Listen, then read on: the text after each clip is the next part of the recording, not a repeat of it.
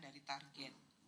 Meskipun kalau dilihat dari growth-nya, dan ini yang selalu sudah saya sampaikan dari mulai tahun lalu, pertumbuhan penerimaan negara yang sangat tinggi di tahun 2021 dan 2022, itu di 2023 juga tetap bisa terjaga, dan kita tahu bahwa itu nanti akan mengalami koreksi. Jadi kita lihat pertumbuhannya negatif 5,4%. Jadi pendapatan negara mengalami kontraksi. Untuk belanja negara mencapai 470,3 triliun.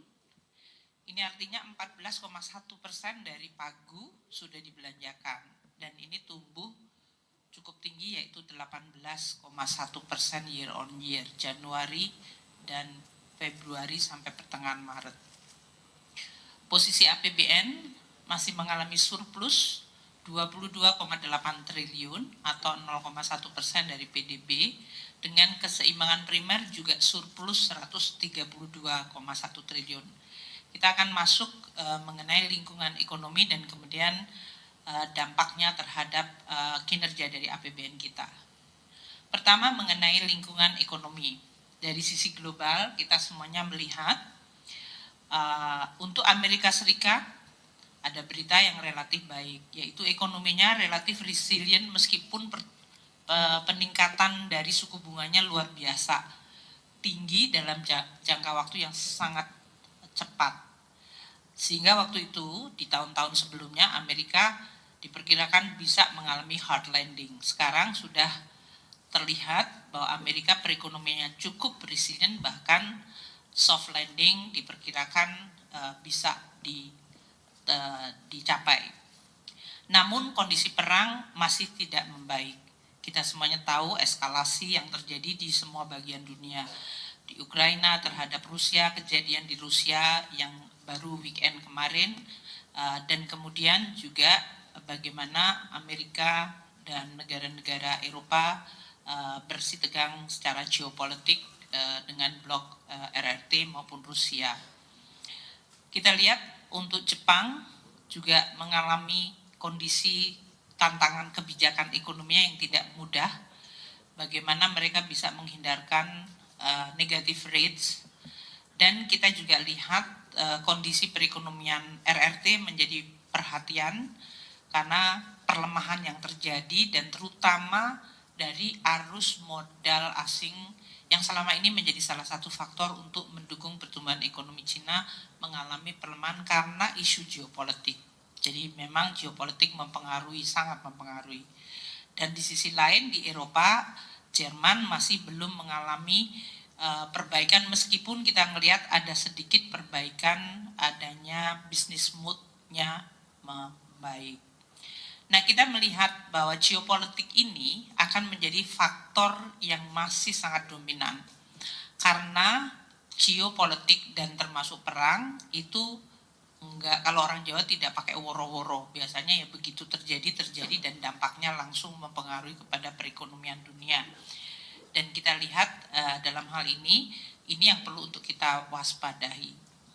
Untuk pertumbuhan GDP seluruh tahun 2023 dari berbagai negara, kita lihat India masih menjadi salah satu yang performance dari pertumbuhan ekonominya termasuk terbaik di G20 dan emerging country secara umum. Filipina, kita, dan Cina, walaupun kalau untuk RRT karena kecenderungan melemah atau dalam bentuk stabil di level 5%, itu sudah cukup rendah dibandingkan dekade-dekade sebelumnya. Sedangkan beberapa negara sekitar kita, Vietnam sekarang juga sedang mengalami kondisi adanya kasus korupsi yang kemudian juga akan mempengaruhi sentimen, dan negara-negara emerging lain yang pertumbuhannya relatif di bawah 4%, seperti di Asia, Malaysia, kemudian Thailand bahkan hanya 1,9%, Singapura 1,1%. Kemudian kita lihat untuk emerging di G20 dalam hal ini Meksiko 3,2, Brasil 2,9, dan South Africa yang bahkan mengalami negative growth 0,9%. Nah, kondisi inilah yang akan mempengaruhi outlook 2024. Dari sisi manufaktur activity, secara global ada perbaikan, namun perbaikannya sangat tipis di 50,3. Dan kalau kita lihat komponennya, 43,5% dari negara yang disurvei PMI manufakturnya masih dalam kondisi kontraktif. Sedangkan 8,7 sudah mulai pulih seperti Afrika Selatan dan Turki. Kalau kita lihat 43,5 itu Eropa, Jerman, Prancis, Italia, Inggris, Jepang. Di ASEAN kita lihat Thailand, Malaysia masih terkena, Kanada, Australia juga masih negatif PMI-nya. Sedangkan untuk yang positif atau ekspansif itu 47,8%. Indonesia sekali lagi masih tetap bertahan di level ekspansi ini. Kalau kita lihat yang merah itu 52,7, kita sudah relatif paling tinggi, dan dalam hal ini kita bertahan selalu di atas 50 dari periode 2022 sampai sekarang. Ini termasuk yang the longest PMI expansion untuk sebuah negara. Kalau kita lihat negara lain kan naik turunnya terlihat sekali. Nah, ini adalah sesuatu yang bagus karena di dalam level dunia harga komoditas mengalami pelemahan yang biasanya di atas kertas untuk Indonesia yang perekonomiannya juga sangat ditentukan oleh komoditas. Resiliensi dari PMI dan ekonomi kita itu berarti menunjukkan sesuatu ketahanan yang sangat baik. Komoditas untuk Brent memang mengalami kenaikan year to date 10%, namun harga gas jatuh 34% year to date. Coal jatuh 12,8% year to date, jadi masih mengalami terus menurun ke bawah. CPO agak membaik 15%, 15,6% naik year to date, sedangkan untuk harga beras meskipun ini 0,2% year to date karena ada koreksi sesudah banyak kita melakukan operasi market terutama, tapi ini dunia ya dalam hal ini. Untuk neraca perdagangan dari external balance kita, ekspor kita mencapai 19,3 miliar sampai dengan akhir Februari. Ini artinya ekspor masih mengalami kontraksi 9,4% year on year. Sedangkan import mencapai 18,44 miliar US dollar. Artinya import justru mengalami pertumbuhan double digit di 15,8.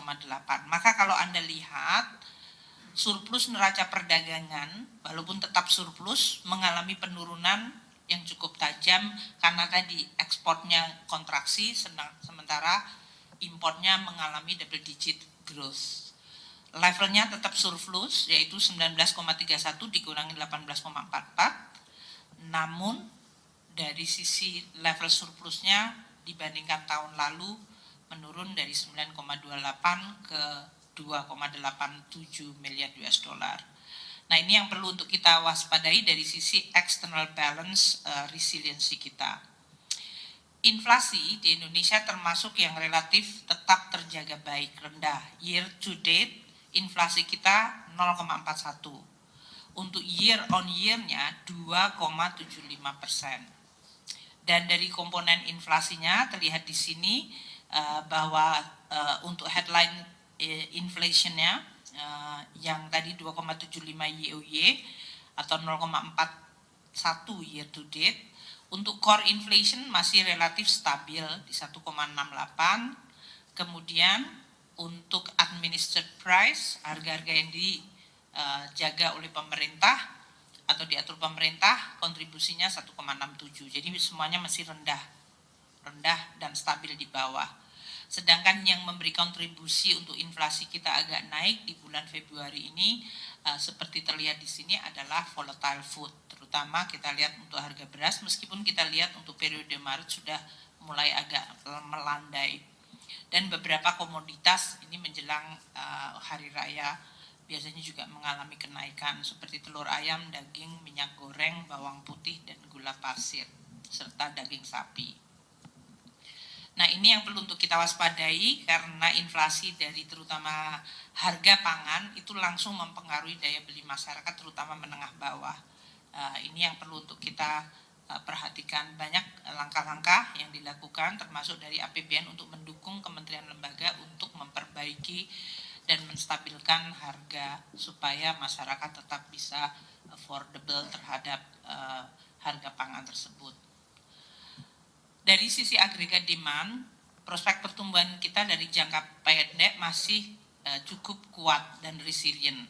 Ini terlihat dari indeks kepercayaan konsumen kita yang masih relatif stabil tinggi. Mandiri Spending Index kita juga relatif stabil tinggi. Ini berarti consumer confidence masih relatif terjaga. Kemudian PMI kita tadi yang saya sampaikan masih ekspansif 52,7. Penjualan real juga menguat di 3,6. Konsumsi listrik dalam hal ini untuk bisnis mengalami double digit growth 10,5, sementara untuk industri di negatif tipis di 0,8. Mungkin yang perlu untuk kita lihat adalah penjualan kendaraan yang mengalami kontraksi, baik untuk mobil yang cukup tajam 18,8% kontraksinya, dan untuk motor di 2,9. Ini berarti untuk pembelian barang durable yang bertahan lama seperti mobil mengalami tekanan, meskipun consumer confidence masih relatif kuat. Ini yang perlu untuk kita jaga dari sisi keseimbangan dan bacaan terhadap consumer confidence.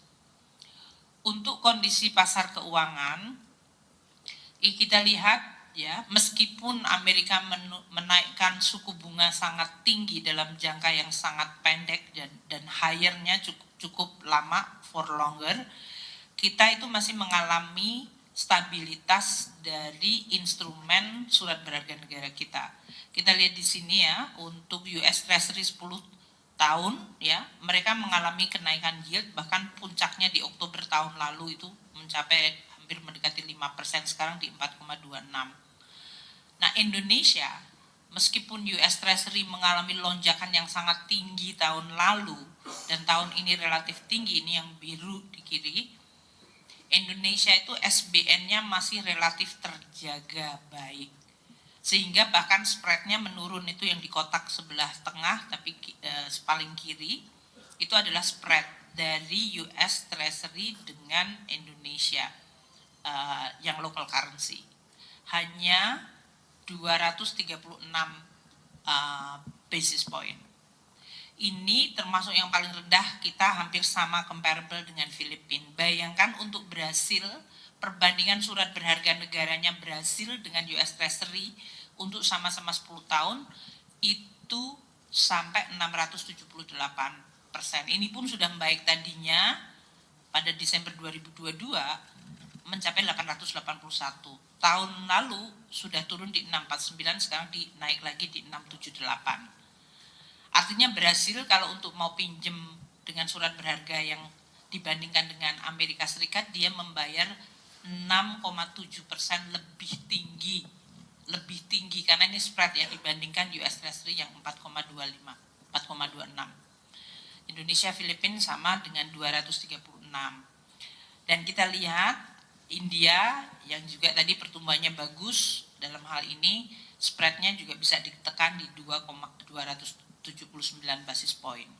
South Africa, even Meksiko dalam hal ini, tadi South Africa ekonomi yang kontraktif, Meksiko harus bayar hampir mendekati 500 basis point, 5% lebih tinggi dibandingkan surat berharga Amerika Serikat. Ini yang menggambarkan bahwa APBN kita yang kredibel dan cukup transparan dan bisa dipercaya membuat kita mampu menjaga competitiveness dari surat berharga negara kita dalam situasi gejolak surat seluruh dunia dari sisi penguatan dolar. Penguatan dolar juga terlihat dalam hal ini. Dengan interest rate yang tinggi tadi, dolar cenderung menguat dan mata uang banyak yang mengalami depresiasi. Seperti Indonesia 1,6%. Dibandingkan negara-negara seperti Cina dan Filipina itu comparable. Tapi banyak negara-negara emerging yang depresiasi mata uangnya juga mengalami cukup dalam, seperti Malaysia, kemudian Korea won bahkan 3,4%, Thailand baht itu bahkan mencapai 8,6%, dan untuk Turki udah punjul jauh banget, udah lewat. Sedangkan Indonesia masih relatif terjaga baik. Namun memang diakui dengan kenaikan suku bunga dari Amerika Serikat yang tinggi, itu menyebabkan dolar mengalami penguatan relatif terhadap mata uang lain. Itu adalah situasi global dan nasional yang kita lihat dan mempengaruhi tentu kinerja dari APBN kita. Saya sekarang masuk ke dalam APBN 2024 sampai dengan 15 Maret. Belanja negara tadi telah saya sampaikan ya, mencapai 328,9 untuk belanja pemerintah pusat. Ya, belanja negaranya lebih tinggi tadi, berapa angkanya? Aku nggak lihat nanti. Yang paling depan nomor 1 tadi, halaman pertama. 470. Jadi mayoritas adalah di belanja pemerintah pusat. Nah, belanja KL tadi saya sampaikan untuk belanja pemerintah pusat yang 328,7 ini adalah 13,3% dari pagu anggaran kementerian lembaga dan pemerintah pusat maksudnya. Dan ini tumbuh 17% dari tahun lalu. Untuk belanja KL 165,4 triliun, ini 15,2% dari pagu kementerian-kementerian dan lembaga. Ini terutama untuk penyaluran bansos, pelaksanaan pemilu yang memang front loading di depan. Untuk belanja non-KL 163,4 triliun, ini 11,9% dari pagu. Ini terutama pembayaran untuk subsidi energi dan pembayaran pensiun. Nah, kalau kita lihat, memang terlihat di 2024 untuk 2,5 bulan pertama sampai dengan 15 Maret, realisasi belanja kita lebih tinggi dibandingkan tahun lalu, yaitu tumbuhnya 17%. Tahun lalu pun sebenarnya sudah tinggi juga pada 2,5 bulan pertama, yaitu tumbuh 10%. Nah, kalau dari 328,9 triliun belanja pemerintah pusat ini yang langsung diterima masyarakat, itu adalah 254,7. Ini manfaatnya. Jadi mayoritas dari belanja ini memang langsung kepada masyarakat. Pertama untuk perlindungan sosial petani dan UMKM. Ini masyarakat langsung dari APBN tadi yang mayoritas tumbuh tinggi. PKH 5,3 triliun, ini 10 juta kelompok penerima mendapatkan manfaat dalam 2,5 bulan ini. Kartu sembako 11,3 triliun, itu untuk 18,7 kelompok penerima. Untuk pembayaran dari PBI, Jaminan Kesehatan Nasional bagi kelompok miskin, 96,7 juta peserta, itu 11,6 triliun kami bayarkan untuk BPJS Kesehatan. Untuk bantuan alat-alat pertanian mesin kepada petani 74 miliar. Kemudian subsidi BBM 1,7 triliun untuk 1,5 juta kiloliter, dan LPG 3 kilo kita sudah bayarkan 6,8 triliun untuk 0,7 juta metrik ton. Ini adalah langsung masyarakat menerima manfaatnya. Untuk manfaat melalui pendidikan, ada program Indonesia Pintar 963 miliar, ini 1,4 juta siswa. Program KIP kuliah 1,3 triliun, 132.400 mahasiswa menerima KIP kuliah.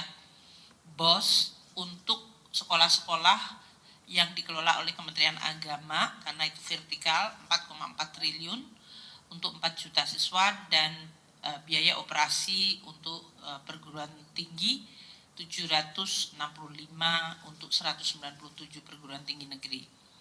Sedangkan belanja infrastruktur yang langsung dirasakan manfaatnya oleh masyarakat, yaitu dari mulai rehabilitasi infra, jalan, jembatan, rel kereta api, bandara, bendungan, jaringan irigasi, dan berbagai gedung di dalam rangka untuk pendidikan. Saya ingin menyampaikan realisasi anggaran perlindungan sosial, dan ini yang sering muncul terutama di media-media sosial, kayaknya menjadi pembahasan banget. Seperti kita sampaikan ya, waktu kita menyampaikan APBN 2024 ini, anggaran perlindungan sosial tahun ini mencapai 496,8 triliun. Perlinsos, bukan bansos ya, perlinsos, perlindungan sosial. Kemarin juga saya dengar bahwa Kementerian Sosial di DPR menyampaikan bahwa untuk Kementerian Sosial hanya bertanggung jawab 75,6 triliun. Itu memang untuk program kartu sembako yang bawah ya, PKH, asistensi, rehabilitasi sosial, terutama untuk lansia dan yang lain-lain. Kemudian di dalam Perlinsos ini, karena orang bertanya, loh kalau Kemensos hanya 75,6, sisanya siapa yang mengelola? Satu, Kementerian Pendidikan dan Kebudayaan untuk berbagai program membantu siswa-siswa atau mahasiswa yang tidak mampu, itu PIP maupun KIP. Itu 30 triliun sendiri. Itu adalah memang membantu perlindungan sosial bagi murid-murid dan mahasiswa yang kurang mampu. 30 triliun. Kemudian Kementerian Kesehatan 49 triliun itu untuk tadi masyarakat miskin yang tidak mampu untuk membayar BPJS Kesehatan. Kita membayar untuk 496 itu 49 triliun sendiri adalah untuk tadi pembayaran PBI, Jamkes, NAS, JKN sebesar 49. Kemudian yang langsung ke masyarakat desa itu bantuan langsung tunai desa ada 10,7 triliun. Nah sisanya yang 330 itu apa? Itu adalah perlindungan sosial, bantuan sosial kepada masyarakat dalam bentuk subsidi energi. Seperti subsidi BBM, entah diesel, maupun solar, maupun pertalite, kemudian LPG, dan subsidi listrik. Itu semuanya langsung dinikmati masyarakat. Memang tidak melalui kementerian lembaga, tapi kita membayar langsung kepada eksekutornya yaitu PLN atau Pertamina. Untuk subsidi non-energi seperti subsidi pupuk, PSO, yaitu kalau kita naik kendaraan umum yang tarifnya dalam hal ini tidak mencerminkan biaya, itu disubsidi. Dan juga untuk bunga KUR, ini adalah untuk usaha kecil, mikro, UMKM, koperasi, mereka mendapatkan kredit dengan suku bunga yang sangat rendah. Itu bunganya disubsidi oleh negara. Itu termasuk perlindungan sosial. Dan juga untuk perumahan kelompok masyarakat berpendapatan rendah MBR. Itu mereka bisa membeli rumah dengan kredit yang disubsidi oleh pemerintah. Di dalam 330 juga masih ada cadangan untuk kalau terjadi bencana seperti yang kalau ada gempa bumi dan yang lain-lain itu kita masuk. Jadi untuk supaya masyarakat mungkin ya banyak yang menanyakan 496,8 triliun, 75,6 memang Kemensos yang melakukan, sementara sisanya ada di beberapa kementerian lembaga dan subsidi yang cukup besar dalam bentuk tadi barang, listrik, LPG, BBM, pupuk, kemudian kredit usaha dan kredit perumahan. Nah, realisasi dari 496,8 triliun sampai dengan 29 Februari nih ya, sampai akhir Februari ya, belum sampai 15 Maret adalah 37,9 triliun. Di mana 22,6 triliun adalah melalui kementerian lembaga. Seperti Kemensos itu sudah membayarkan 12,8 triliun kepada keluarga PKH, yaitu 10 juta keluarga penerima, dan sembako untuk 18,7 juta kelompok penerima. Kemudian ada Kementerian Tenaga Kerja 87,6 miliar untuk bantuan iuran program jaminan kehilangan pekerjaan. Ini masuk dalam Undang-Undang Ciptaker kalau nggak salah waktu itu. Kita masukkan 10,3 juta pekerja dengan pemerintah membayar iuran jaminan kalau mereka kehilangan pekerjaannya. Kemudian BNPB sudah 800 miliar untuk tanggap darurat dari berbagai bencana dari Januari sampai Februari. Untuk belanja non-KL kita sudah 14,3 triliun itu membayar subsidi energi, yaitu BBM, LPG, dan listrik, 14,3 triliun.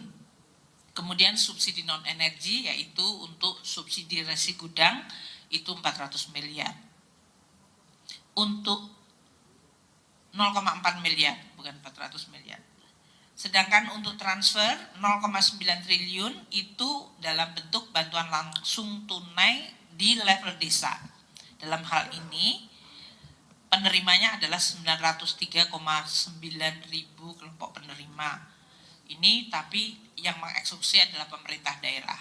Jadi ini untuk memberi gambaran mengenai bagaimana APBN yang sudah mencadangkan 496,8 triliun untuk perlindungan sosial, yaitu yang langsung melindungi masyarakat. Makanya realisasinya adalah sesuai dengan program masing-masing. Banyak dari teman-teman wartawan, ya khusus karena ini adalah bulan Ramadan menjelang Lebaran, banyak menanyakan mengenai THR. Realisasinya seperti apa, ini sekaligus juga untuk bisa memberikan gambaran sampai dengan hari ini. Seperti diketahui bahwa THR 2024 itu menggunakan anggaran 48,7 triliun rupiah, sesuai dengan yang waktu itu sudah saya sampaikan ya di dalam pengumuman mengenai THR, di mana untuk ASN, pejabat TNI, Polri itu komponennya gaji pokok, tunjangan jabatan, tunjangan melekat, 100% tunjangan kinerja untuk ASN pusat, dan 100% untuk tunjangan profesi guru dan dosen. Ini untuk APBN 18 triliun, APBD 19 triliun. Sedangkan untuk pensiun itu anggarannya 11,7 triliun. Realisasinya sampai hari ini seperti apa? Sampai dengan 24 Maret untuk komponen THR itu sudah terrealisir 13,4 triliun, terdiri dari 3,2 triliun untuk APBN. Ini artinya untuk TNI, Polri, ASN pusat itu sudah 625.112 pegawai dari 4.722 satker yang sudah menyampaikan surat perintah membayarnya dan sudah kita proses sehingga sudah bisa dibayarkan THR-nya itu 3,2 triliun. Jadi masih ada 18,0 dikurangi 3,2 untuk seminggu ke depan realisasinya. Untuk APBD masih belum kita dapat informasinya, nanti kita akan sampaikan. Berarti untuk ASN daerah dan TPG daerah ya, dan tamsil untuk guru ASN daerah. Sedangkan pensiun ini realisasinya paling cepat, sudah 10,2 triliun dari 11,7. Ini pembayarannya melalui Taspen dan Asabri. Ada 9,98 triliun rupiah untuk 3,07 juta pensiunan ASN melalui Taspen. Sedangkan 168,6 miliar untuk 57,4 ribu pensiunan TNI Polri itu melalui PT Asabri. Itu ya, itu untuk pemberian THR supaya nanti teman-teman kalau mau menanyakan ke saya biasanya saya sudah sampaikan. Kemudian pemilu, kita semua sudah tahu bahwa tahapan pemilu ya untuk hal ini dan sudah ada pengumuman mengenai pemenang. Tahun ini dianggarkan 38,3 triliun. Alokasi untuk seluruh penyelenggaraan pemilu dari mulai persiapan tahun 2022 sampai dengan 2024 ini adalah 71,3 triliun. Total penyelenggaraan pemilu ya dalam hal ini.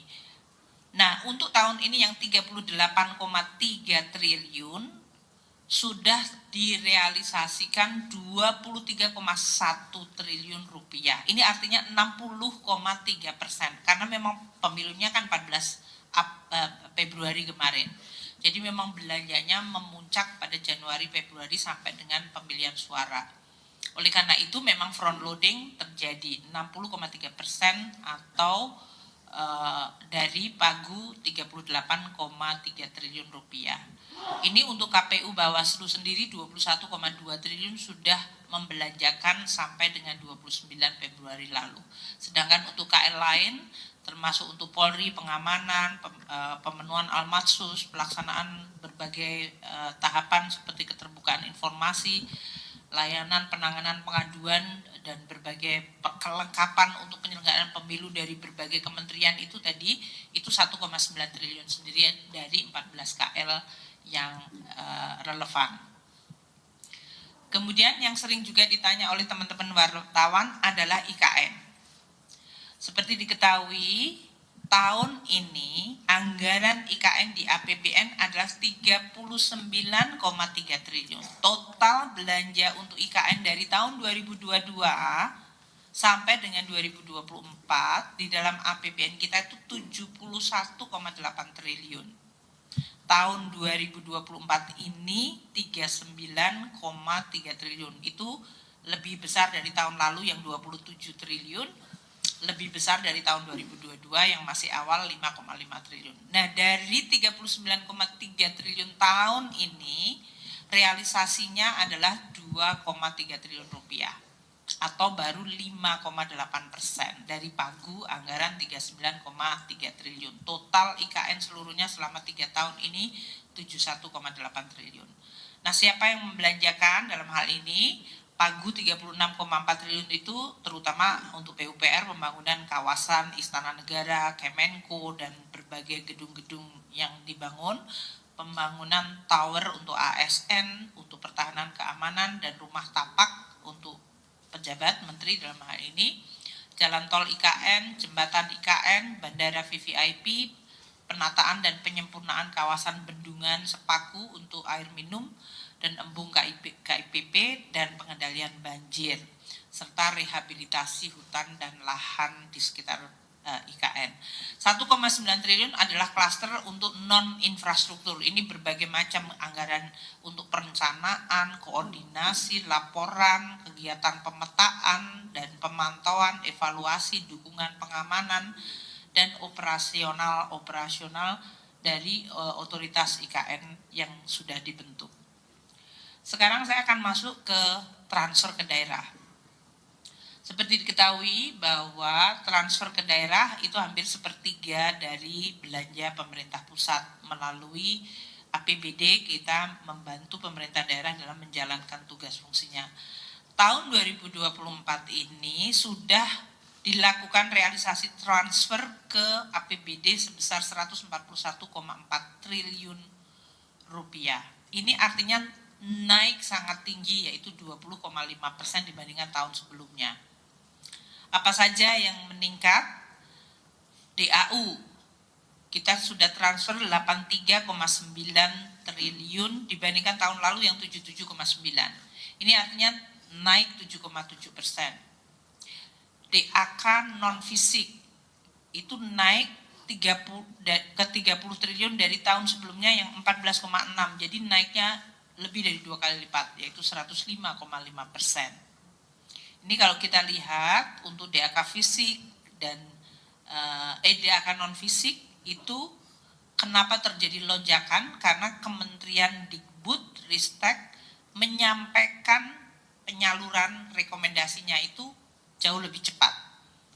Ini menyebabkan kita kemudian bisa menyalurkan secara lebih cepat. Untuk dana BOS, Puskesmas dan yang lain, dana BOS pendidikan, salurnya sudah terpenuhi sehingga kita bisa melakukan penyampaian kepada sekolah-sekolah, sehingga DAK non fisik ini adalah tujuannya untuk sekolah-sekolah maupun untuk puskesmas dan posyandu ini yang untuk kesehatan maupun pendidikan. Itu bagus berarti untuk melayani masyarakat. Kemudian dana bagi hasil juga melonjak 16,2 triliun dibandingkan tahun lalu yang 14,8, itu naik 9,5%. Ini dana bagi hasil lebih tinggi karena memang tahun lalu waktu kita lihat harga minerba tinggi, ya kita memang harus membayarkan untuk dana bagi hasil dari tahun sebelumnya dan kemudian harus dibayarkan pada tahun sekarang. Untuk dana desa 11,1 triliun naik dari 9,8, jadi naik 13,3%. Itu juga karena desa-desa di dalam menyelesaikan APB desa, APBD, DES, itu jauh lebih tinggi kepatuhannya sehingga kita juga bisa merealisir lebih cepat. Untuk insentif fiskal sudah 70 miliar, itu juga meningkat dari tahun sebelumnya. Ini karena untuk 3 daerah yang menyampaikan syarat salurnya, sehingga harus kita lakukan. Yang belum melakukan realisasi atau belum ada realisasinya adalah DAK fisik, belum ada realisasi, dan dana otsus. Untuk DAK fisik dan dana otsus ini menunggu sampai syarat salurnya yang akan disampaikan oleh pemerintah daerah untuk bisa kita transfer. Jadi memang kita tidak asal mentransfer otomatis per bulan, tapi berdasarkan persyaratan yang harus dipenuhi pemerintah daerah. Sekarang saya masuk kepada below the line yang disebut pembiayaan investasi. Tahun 2024 ini ada 176,2 triliun apa yang disebut pembiayaan investasi. Mayoritas untuk mendukung pembangunan infrastruktur, terutama untuk beberapa BUMN, Hutama Karya, Wijaya Karya, SMF, LAN, dan AFG. Kemudian untuk dana pendidikan, klaster pendidikan itu 25 triliun, dan untuk klaster lingkungan hidup 1,2 triliun, serta klaster untuk kerjasama internasional. Yang kerjasama internasional ini tanggal 15 Maret telah dicairkan alokasi, terutama untuk Islamic Development Bank dengan kita menjadi shareholder yang ketiga, AIDA untuk World Bank, dan IFAD untuk membantu International Fund for Agriculture Development. Ini yang realisasi yang sudah terjadi baru 1,87 triliun rupiah. Sekarang saya mulai masuk ke penerimaan negara. Penerimaan pajak sampai dengan 15 Maret mencapai 342,88 triliun rupiah. Ini artinya 17,24% dari target. Kalau kita lihat komponennya, PPH non migas mencapai 203,92, ini yang non migas ya, atau 19,1% dari target. PPN dan PPNBM 121,92 triliun atau ini 15,03% dari target. PBB dan pajak lainnya 2,56 triliun atau 6,79 dari target, dan PPH migas 14,48 triliun atau 18,95% dari target. Penerimaan pajak kita agak mengalami tekanan karena harga komoditas yang menurun mulai dari tahun lalu. Dan ini berarti perusahaan-perusahaan ya dalam hal ini mereka kemudian meminta restitusi karena pembayaran masanya mungkin lebih tinggi dibandingkan apa yang akan mereka laporkan pada bulan April nanti. Sehingga memang kalau dari sisi dengan restitusi netonya kita mengalami tekanan penerimaan pajak kita. Namun kalau dari sisi brutonya, pertumbuhan bruto kalau belum dikurangi restitusi kita masih tumbuh 5,7%. Nah, kalau kita lihat ya di sini ya, realisasi kumulatif dari perkembangan penerimaan pajak dari mulai 1 Januari sampai 15 Maret kan kelihatan. Kalau kita Januari kita mengumpulkan 149,2, Februari 269, Maret untuk sampai 15 hari pertama saja 342 total ya, ini kumulasi berarti dari sebelum-sebelumnya. Nah, ini berarti tiap tahun kita tiap bulannya kita tumbuh terhadap APBN ya, terhadap target APBN kita sudah mencapai 17,2% dari target APBN. Nah, kita mungkin melihat harga komoditas akan juga menjelaskan penerimaan pajak terutama karena tahun lalu menurun dan mulai terrealisasinya di 2024 ini pembayarannya. Dan untuk penurunan PPN dalam negeri dan PPH juga terutama yang migas juga mengalami penurunan karena tadi harga migas yang korektif dibandingkan tahun sebelumnya. Untuk non migas kita masih menunjukkan adanya pertumbuhan. Nanti kita akan lihat dari komponen PPN ini. Kita lihat di halaman selanjutnya jenis pajaknya. Untuk PPH 21 kita sudah mengumpulkan 59,91 triliun. Ini yang pajak yang dibayarkan oleh karyawan, pekerja ya dalam hal ini yang dipotong oleh perusahaan dan diserahkan untuk negara untuk PPH 21-nya. PPH 21 itu kontribusi terhadap total penerimaan 17,47%. Nah, kalau kita lihat pertumbuhannya sangat impresif dalam hal ini. yaitu tahun 2024 ini 24,3%. Pertumbuhan kumulatifnya ya, sedangkan untuk tahun lalu adalah 21,7%. Untuk PPH 22 import dalam hal ini naik, namun lebih karena dijelaskan oleh perubahan kurs tadi. Kursnya kan mengalami depresiasi sehingga penerimaan dalam rupiahnya menjadi lebih gede kalau dia satuannya tadinya dalam bentuk devisa. Kita sudah mengumpulkan 16,09 triliun atau 4,69% dari penerimaan kita. Pertumbuhannya positif 7,4%. Untuk PPHOP nanti kita lihat ya, karena ini masih belum selesai, ini di 2,59 triliun atau 0,76%. Itu pertumbuhannya di 4,1%. Ini sampai dengan Maret ya, 15 ya Pak. Itu oke. 15, oke.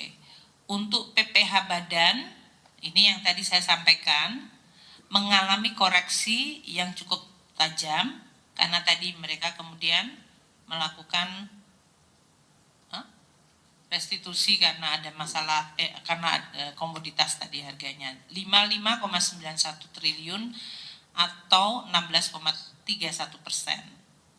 Jadi kontraksi 10,6. Tahun lalu tumbuhnya 43,3%. Ini yang harus kita waspadai, komposisi penerimaan negara dan tekanan terhadap penerimaan dari koreksi harga komoditas yang selama ini kita sudah sampaikan. Untuk PPH 26 dalam hal ini 15,35 4,48%, itu tumbuh tipis di 2,3%. Kemudian PPH final 30,79 triliun atau 8,98% dari kontribusinya, ini tumbuh 13,5 ya. Sedangkan yang tadi saya sampaikan untuk PPN dalam negeri kita lihat mengalami kontraksi sampai 25,8%, kontribusinya 65 triliun. Ini adalah kontributor kedua terbesar atau bahkan pertama terbesar bahkan. Kita biasanya undi dari PPH 21. Ini komposisi sampai dengan Maret 15, dia adalah kontributor terbesar adalah PPN dalam negeri. Namun dia mengalami tekanan yang cukup dalam ya dalam hal ini. Meskipun kalau tanpa restitusi PPN dalam negeri itu masih tumbuh 6,9%. PPH badan tadi yang kontraksi 10,6 ya, yang merah-merah itu, kalau tanpa restitusi dia masih tumbuh 7,5%. Jadi memang ini adalah fenomena di mana untuk PPH badan karena koreksi harga komoditas mereka melakukan restitusi dari lebih bayar dari masanya, dan PPN dalam negeri juga mengalami restitusi yang cukup besar sehingga kita melihat dari brutonya positif 6,9 tapi netonya 25,8% kontraksi. Untuk PPN import 51,3 triliun atau 14,96% dari kontribusinya. Ini juga masih tumbuh tipis di 2,4. Kalau berdasarkan sektor yang mengkontribusikan pajak, kita lihat seiring dengan tadi berbagai kontraksi itu, kita lihat industri pengolahan yang merupakan kontributor terbesar di dalam pajak kita itu mengalami juga penerimaan kontraksi. Total penerimaan dari industri manufaktur 85,29 triliun. Ini artinya hampir atau lebih dari 1/4 total penerimaan pajak kita itu dari industri pengolahan. Dan dia mengalami kontraksi yang dalam yaitu 12,3%. Ini lagi-lagi juga kita lihat karena adanya restitusi tadi. Kalau tidak ada restitusi, industri pengolahan masih tumbuh tipis di 1,9.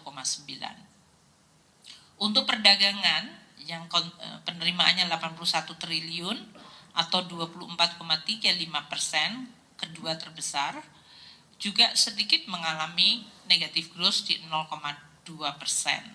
Tahun lalu tuh dua-duanya tumbuh tinggi, double digit di 34,7 dan 23. Dan untuk perdagangan ini apabila tanpa restitusi dalam hal ini masih tumbuh 14,6%, gitu ya. Jadi ini faktor restitusi sangat besar sekali. Jasa keuangan yang cukup sehat, kontribusinya 49,67 triliun atau 14,96%, itu tumbuh masih 14,3% dari tahun sebelumnya. Pertambangan mengalami kontraksi sangat dalam, ini juga karena restitusi, kontribusinya 19,4 triliun atau 5,83% dari total penerimaan kita dari pertambangan, dengan pertumbuhan negatif. Kalau tanpa restitusi, pertambangan negatifnya hanya 4,1, gitu ya. Sedangkan untuk konstruksi masih bagus, tumbuh 7,4%. Kontribusi penerimaan adalah 17,73 triliun atau 5,33% dari total penerimaan kita. Transportasi juga masih tumbuh 4,5% dengan kontribusi 16,07 triliun dan total kontribusinya 4,83% dari total penerimaan. Jasa perusahaan 14 triliun atau tumbuh 9,5%, kontribusinya 4,22% dari total. Dan kemudian informasi dan komunikasi yang cukup booming, yaitu tumbuh 21,8%, penerimaannya 12,08 triliun atau 3,63% dari total penerimaan. Ini komposisi dan kita lihat dinamika perekonomian kita terlihat untuk pertambangan, manufaktur, dia tekanannya cukup besar karena harga komoditas dan kemudian menimbulkan berbagai restitusi yang harus dibayarkan kembali, dan itu mempengaruhi kinerja dari penerimaan dari sektor tersebut. Sedangkan yang di luar sektor itu seperti konstruksi, jasa keuangan, transport, komunikasi itu masih relatif sehat. Ini yang mungkin kita lihat rekomposisi dari kegiatan ekonomi kita. Untuk bea dan cukai, bea masuk kita mencapai 9,9 triliun atau 17,3% dari total target tahun ini. Dan ini tumbuh tipis 0,2%. Terutama kalau bea masuk itu berarti kan import. Tadi kan importnya masih cukup tinggi kalau kita lihat growth-nya tadi double digit 18%. Nilai import kita naik 4,4% year on year. Sampai dengan Maret itu mencapai 46,7 billion US dollar. Kemudian kurs mengalami depresiasi sehingga ini menyebabkan bea masuk yang dibayar dalam rupiah menjadi naik, dan penerimaan bea masuk terutama dari impor beras dan bangunan prapabrikasi. Sedangkan untuk bea keluar yang kita kumpulkan 3,3 triliun ini sudah 19% dari target penerimaan. Kalau kita lihat ya hampir relatif sama di 0,5. Bea keluar kita itu mengalami penurunan kalau dibandingkan tahun lalu ya, dan kita lihat penerimaan bea keluar yang 3,3 triliun terutama berasal dari tembaga karena kebijaksanaan relaksasi dari ekspor tembaga. Kan kita masih membolehkan seperti Freeport aman asal mereka membayar bea keluar tergantung dari smelter progresnya. Kemudian bea keluar dari sawit yang rata-rata CPO-nya mengalami harga penurunan 13,9 year on year. Nanti kita lihat kali year to date CPO kita sudah mulai membaik, tapi year on year harga CPO-nya masih turun. Makanya kalau dibanding tahun lalu penerimaan bea keluar sawit turun. Volume ekspor kita juga mengalami penurunan untuk CPO 15,8. Jadi kita mungkin juga perlu hati-hati terhadap perkembangan perekonomian global yang melemah tadi. Untuk cukai kita sudah mengumpulkan 43,3 triliun atau 17,6% dari total penerimaan. Di mana kita lihat penerimaan cukai terutama dari hasil tembakau dan mencapai 43,3 triliun. Dari CHT ini 41,7 triliun, itu artinya dibanding tahun lalu tuh turun 6,5%. Sedangkan untuk cukai MMEA dan etil alkohol 1,5 triliun dan 28 miliar. Dengan dalam hal ini masih relatif tipis pertumbuhannya. Untuk PNBP Kinerja dari PNBP kita masih tetap terjaga sampai 15 Maret terkumpul 93,5 triliun atau 19% dari APBN. Kalau kita lihat 93,5 ini sebetulnya mengalami penurunan 12,3% dari penerimaan PNBP tahun lalu. Karena tahun lalu mencapai 106,6 triliun. Jadi ini sudah mulai terlihat terutama untuk komoditas SDA. Dan kita lihat ini untuk SDA migas ya, kontraksinya sampai 20,1%.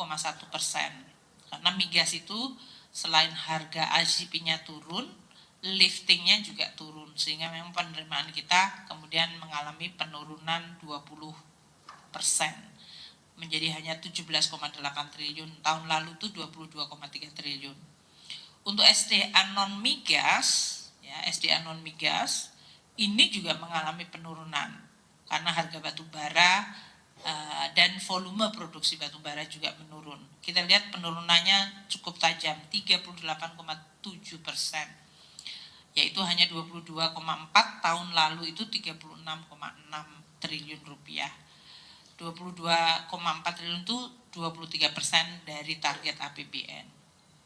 Untuk kekayaan negara yang dipisahkan yaitu BUMN, kita mendapatkan dividen yang disetor cukup awal, yaitu dividen terutama dari BRI yang menyetorkan dividen interim sebesar dalam hal ini 6,8 triliun. Ini naik tajam dibandingkan tahun lalu yang hanya 4,6 triliun. Jadi kenaikannya 47% sendiri. Untuk PNBP lainnya 33,4 triliun atau dalam hal ini sudah 29% dari target. Itu terutama kalau kita lihat levelnya 33,4 itu masih kontraksi dibandingkan tahun lalu yang 34,5. Tapi kita lihat dari sisi PNBP KL yang tumbuh 14,9%, terutama karena dari jasa tenaga pekerjaan dan informasi serta kompensasi wilayah izin usaha pertambangan yang kita dapatkan realisasinya untuk KL. Untuk BLU terutama ini pendidikan dan kesehatan ya yang dominan, itu naik penerimaannya 51% atau 13,1 triliun. Ini naik tajam dari tahun lalu yang 8,7, terutama untuk jasa rumah sakit dan jasa pendidikan. Ini dua-duanya memberikan kontribusi yang sangat besar. Ini berarti efek dari pandemi dan yang lain-lain sudah mulai hilang. Sekarang saya akan membahas yang terakhir mengenai postur APBN, yaitu pembiayaan. Sampai dengan 15 Maret untuk pembiayaan utang terrealisir 72 triliun. Penerbitan SBN itu kita 70,2 triliun. Ini artinya untuk pembiayaan utang itu 11,1% dari APBN. Untuk SBN itu 70,2 itu 10,5% dari APBN. Angka ini kalau dibandingkan tahun lalu pada 15 Maret, maka pembiayaan utang kita turun tajam. Kalau tahun lalu pada 15 Maret 2023 itu pembiayaan utang mencapai 181,4 triliun. Bahkan untuk SBN itunya mencapai 169,5 triliun. Sekarang hanya 70,2 triliun. Itu drop 60,3% untuk pembiayaan utangnya. Turun atau kontraksi 60,3%. Untuk SBN itunya juga turunnya sangat tajam 58,6. Sedangkan untuk pinjaman juga mengalami penurunan 84,5%, yaitu hanya 1,9 triliun rupiah. Tahun lalu mencapai 11,9. Jadi dalam hal ini kita masih tetap on track ya. APBN 2024 itu pembiayaan utang itu di dalam Undang-Undang APBN mencapai 648. Jadi realisasi sampai dengan 15 Maret itu relatif dalam posisi baik. Dan kita akan terus menjaga agar untuk pelaksanaan pembiayaan ini masih tetap terjaga berdasarkan kondisi pasar uang dan pasar obligasi yang sangat dipengaruhi oleh kondisi dari global economic dan sentimen. Kita akan terus menjaganya agar volatilitas yang berasal dari global ini tidak berimbas kepada pelaksanaan APBN dan terutama untuk pembiayaan. Kami akan terus memperhatikan terutama untuk timingnya dan size dari issuance kita, terutama kita juga perlu untuk terus mendiversify dari instrumen kita sehingga APBN tetap terjaga dalam kondisi dinamika global dan nasional yang cukup tinggi. Jadi saya tutup ya, untuk perkembangan asumsi makronya mungkin nggak terlalu banyak, ini masih karena masih di 2,5 bulan. Untuk inflasinya year to date-nya di berapa tadi, 0,47, ini lucu dia biasanya year to date-nya 0,41%. Biasanya terusnya year to date, dia terusnya month to month, kan anak buah saya suka lucu. Jadi untuk inflasi di APBN kita asumsinya 2,8, year to date-nya 0,41, tapi YoY-nya adalah 2,75. Nilai tukar kita 15.000 untuk APBN asumsinya, sekarang realisasinya untuk year to date di 15.645, lebih lemah, dan untuk end of period-nya posisinya di 15.662. Suku bunga kita 10 tahun di dalam Undang-Undang APBN asumsinya 6,7, ini lebih rendah dari tahun lalu yang 7,9 ya, dan realisasinya mendekati, yaitu di end of period-nya 6,66 atau year to date-nya 6,63. Harga minyak agak lebih rendah dibandingkan Undang-Undang APBN yang asumsinya 82, end of period kita year to date di 77 dolar per barel. Kemudian untuk lifting minyak kita lebih rendah 575.000 barel dari asumsi 635. Sedangkan gas juga lebih rendah 906.000 dibandingkan asumsi sebesar 1.033.000 equal barel. Dengan saya tutup untuk postur APBN kita adalah sebagai berikut ya. Kalau kita taruh pendapatan negara 493,2 triliun, itu 17,6% dari target. Pendapatan negara mengalami kontraksi 5,4%. Dari pajak 342,9 atau 17,2% dari target, itu kontraksi 3,7. Bea cukai 56,5 triliun atau 17,6 dari target, ini kontraksi 3,2%. PNBP 93,5 triliun atau 19%, itu kontraksi 12,3%. Jadi seluruh sisi pendapatan semuanya mengalami kontraksi. Belanja negara di sisi lain tumbuh cukup tinggi 470,3 triliun atau 14,1% dari total belanja kita, tumbuh 18,1%. Untuk belanja KL-nya 165,4 atau 15,2%, itu juga tumbuhnya cukup tinggi 24,4%. Belanja non KL yang tadi berbagai macam subsidi pensiun 163,4 triliun atau 11,9% dari total target, ini tumbuh 10,4. Sementara transfer ke daerah sudah terrealisir 141,4 triliun atau 16,5% dari target, ini juga tumbuh tinggi 20,5. Jadi secara keseluruhan APBN kita keseimbangan primernya masih positif 132,1, surplus keseimbangan primer 132,1. Namun kalau kita lihat dari total posturnya 22,8 masih surplus juga, itu 0,1% dari GDP. Surplus tahun ini lebih rendah dibandingkan surplus tahun sebelumnya. Untuk pembiayaan telah terrealisir 72,5 triliun rupiah atau 13,9% dari target tahun ini menurun tajam hampir 60%, yaitu 59,2. Itulah yang sudah terrealisir untuk perjalanan APBN 2,5 bulan dari 12 bulan tahun ini. Kita masih melihat bahwa APBN kita menjadi instrumen yang sangat diandalkan untuk menjaga ekonomi, untuk menjalankan program-program pemerintah, prioritas nasional.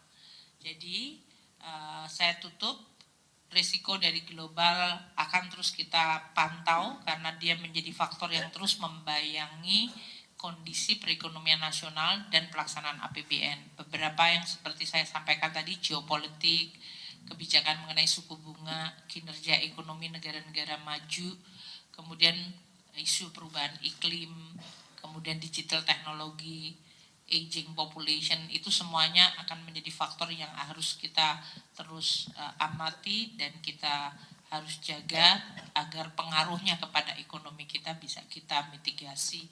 Kemudian di dalam negeri kita lihat harga komoditas yang sudah mulai turun dari tahun lalu mulai terlihat di dalam penerimaan negara kita. Penerimaan pajak tadi, kemudian biaya keluar, dan juga dari sisi APBN kita, PNBP tadi. Sedangkan belanja kita untuk terutama program-program menuju pemilu tadi dan akselerasi beberapa belanja memang menimbulkan kenaikan yang cukup tinggi. Aktivitas ekonomi tetap kita jaga sesuai dengan prioritas nasional dan APBN kita tetap jaga menjadi instrumen yang diandalkan untuk menghadapi shock, untuk menjalankan program prioritas, untuk menjalankan agenda pembangunan. Mungkin demikian yang bisa saya sampaikan. Terima kasih kepada teman-teman. Saya kembalikan kepada Pak Wamen, walaupun tadi belum dikasihkan ke saya, jadi saya kembalikan. Karena biasanya Pak Wamen yang akan menggait untuk masalah tanya jawab. Silakan Pak Wamen. Terima kasih Bu Menteri. Tadi telah kita dengarkan paparan APBN kita per tanggal 15 Maret beberapa angka 29 Februari, namun saya rasa teman-teman media bisa mendapatkan gambar besar pelaksanaan APBN kita dengan baik. Di sesi tanya jawab ini kita sudah menerima beberapa daftar pertanyaan dari yang disampaikan lewat Slido, jadi bisa sangat efisien, kita sudah bisa langsung melihat. Mungkin untuk sesi tanya jawab ini kita akan konsentrasi menjawab beberapa pertanyaan yang terkait dengan pelaksanaan APBN kita sampai dengan Februari ataupun Maret ini. Beda dari yang biasanya, nih pertanyaan untuk teman-teman BC agak banyak, jadi nanti BC lagi ngumpulkan jawabannya nanti belakangan ya. Kita mulai seperti biasa dengan DJP, Pak Suryo, beberapa pertanyaan, apalagi sekarang akan menuju pengumpulan SPT akhir Maret. Setelah itu dilanjutkan dengan Pak Isa. Pak Isa nanti silakan pertanyaan untuk DJA dan juga perimbangan keuangan. Pak Luki nanti bisa menyampaikan beberapa hal. Kami mulai dari Pak Isa dulu. Dari Pak Suryo dulu. Terima kasih Pak Wamen, izin Pak Menteri, Pak Wamen, Bapak Ibu pimpinan, merespon beberapa pertanyaan yang sudah dikumpulkan. Yang pertama dari Mbak Dian DDTC, ini terkait dengan sekitar SPT ini Mbak Dian. Jadi izin lapor juga nih, setelah kemarin disampaikan Ibu Menteri Keuangan waktu di Istana Presiden sampai dengan posisi hari Kamis.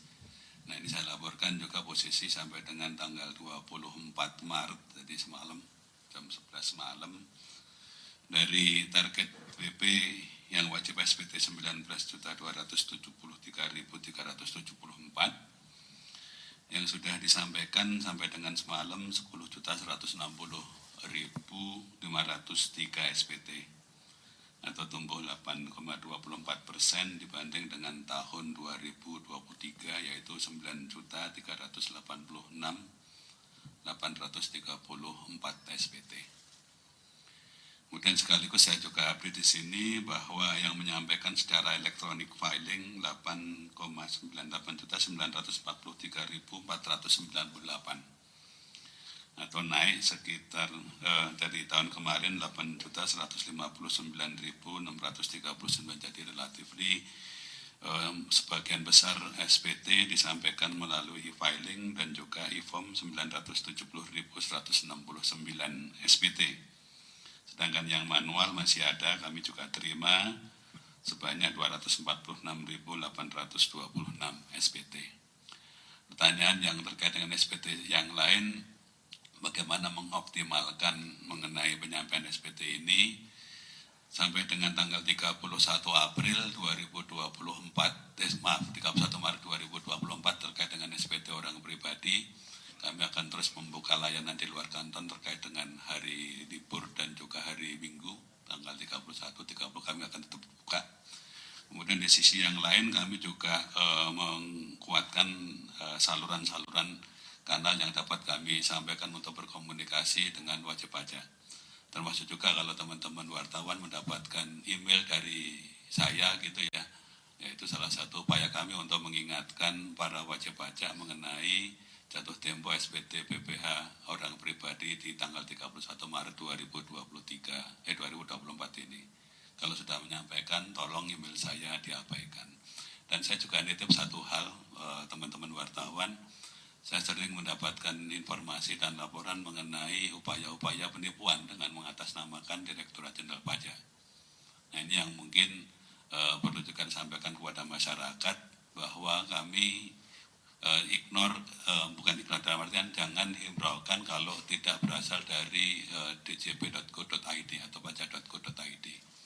Nah ini yang mungkin sering ke teman-teman ataupun wajib pajak mendapatkan informasi yang enggak sesuai. Khawatirnya adalah penipuan. Kemudian pertanyaan kedua dari Mbak Dian juga, ini terkait dengan NIK yang belum padan. Saya update sekalian pada kesempatan kali ini bahwa dari total 67.366.873 wajib pajak NIK-nya sudah padan dari 73.482.564 BPOP dalam negeri. Jadi yang ditanyakan tadi terkait dengan 11,7 NIK yang selama ini kami sampaikan belum selesai pemadanannya, 5,5 juta sudah padan secara sistem. Jadi yang sisa sekarang 6.111.691 NIK. Yang mungkin sebagian besar wajib pajaknya sudah, mohon maaf, meninggal dunia. Ini kami akan kalibrasi lagi. Kemudian tidak aktif ataupun sudah bergerak ke luar Indonesia. Ini kalau yang